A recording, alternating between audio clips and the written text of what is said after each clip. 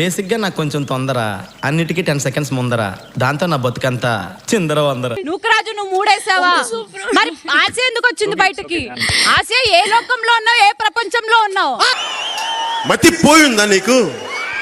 Code and approval.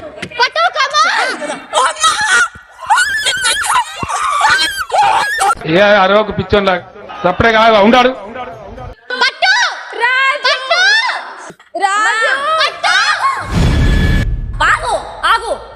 ఆగిపోయావే అరు ఏంటంటున్నావురా?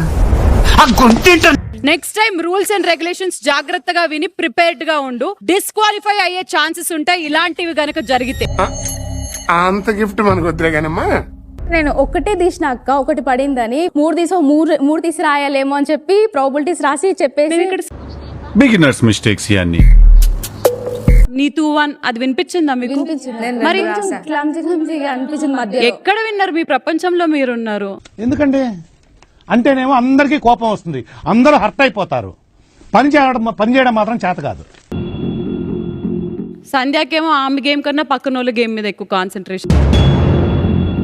ఈ దేశంలో పక్కోడు పని మీద ఉన్నంత ఇంట్రెస్ట్ సొంత పని మీద ఉండదు జనాలకి. చిచి ఇలా రెడ్ అని చూపించారు మాస్క్ మ్యాన్, అందుకోసం చెప్పండి. మాస్క్ మ్యాన్ రెడ్ చూపించింది నెక్స్ట్ వచ్చే వాళ్ళకి.